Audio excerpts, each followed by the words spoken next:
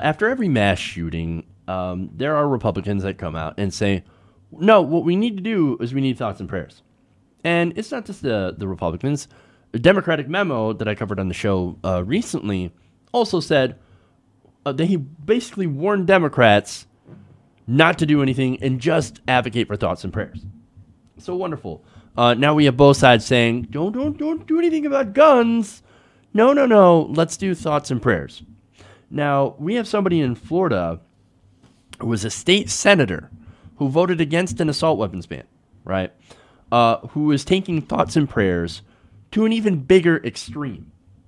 Now she's saying that thoughts and prayers aren't just good for the victims, for the survivors, but that it's the only thing that can actually stop gun violence. Watch.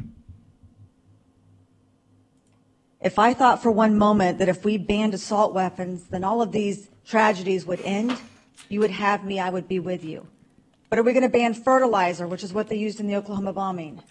Are we going to ban pressure cookers, which is what they used in the Boston massacre?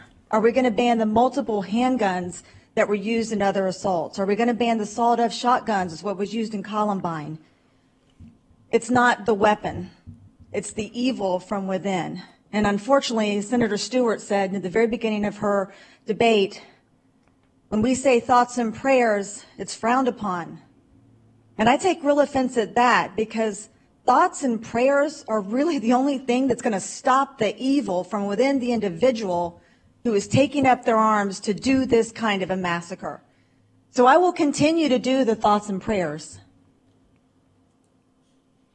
Thoughts and prayers are the only thing to stop the evil inside of a mass shooting. Oh. Now I love that. She says, "Are we going to ban fertilizer? Are we going to ban pressure cookers? Are we going to ban handguns? Why don't we just ban murder? I mean, murder is a crime. Obviously, if we ban people from murdering, then they will stop murdering." God, it's so stupid. By the way, you know what we actually do? We don't ban fertilizer. We don't ban pressure cookers. You know what we do? We actually regulate. Now, for example, fertilizer is regulated. In fact, anybody who buys, sells, or transfers 25 pounds of ammonium nitrate, which is fertilizer that was used in the Oklahoma City bombing, after that bombing, it is now a rule that anybody who buys more than 25 pounds of ammonium nitrate has to register that with the Department of Homeland Security. That would be regulation. Now, not only that, but ammonium nitrate facilities must also keep records of sales or transfers of the chemical for at least 2 years after each transaction. Because, again, ammonium nitrate is highly explosive. So, yes, we regulate. See, here's the thing. The progressive position is not to ban everything. Now, there are certainly some things that should be banned. For example, we ban machine guns. Or at least we make it very, very difficult to get a machine gun. That has effectively taken machine guns out of circulation. So there's an argument that actually works. And we also had a so-called assault weapons ban back in the 90s. And guess what? We did not have people continuously shooting up schools with assault weapons because it effectively took them out of circulation so that people could not get their hands on them to do these types of mass shootings. Now, on pressure cookers, we don't regulate pressure cookers, by the way. Well, I mean, we do, but not quite to the way that we would regulate ammonium nitrate, because pressure cookers have they have a secondary use. Actually, a primary use. And that is to cook delicious food. So that's a ridiculous point to begin with. But look, what she's saying is, don't do anything about the guns. No. We can't do anything about the guns. What we need to do is we need to focus on thoughts and prayers. And do thoughts and prayers even more. And this is after she rejected the assault rifle ban. Now, the thing is that in Florida, they passed a ban, and then a little bit later, they repealed it. Now, it's not just thoughts and prayers, though. To be fair to this woman, she does have some thoughts on it. She says she wants to raise the minimum wage for gun purchases from 18 to 21. Okay. And then proposes mental health checks for individuals with threatening behavior. She also says that she wants to catch mass shooters early, and says that it's up to us to try to change the trajectory of their life when they come from a broken home or whatever situation that they've had, to help them not have the desire to do these kinds of acts. Now, they also want to arm teachers, and that's something that they're looking at. But out of all of these other proposals, she says that none of the actions will be as effective as thoughts and prayers. She says, quote, "In my opinion, the one thing that will actually change this the most is the one thing that has become fighting words, which is to say thoughts and prayers. So that's something I'm going to continue to add to my comprehensive plan, so we can hopefully stop the evil that is happening from within our world." Thoughts and prayers. Thoughts and prayers. Here's more thoughts and prayers for you guys. Oh, and a little bit of modest gun control, which actually isn't gun control at all. Okay, so look, there is some research that's going on now.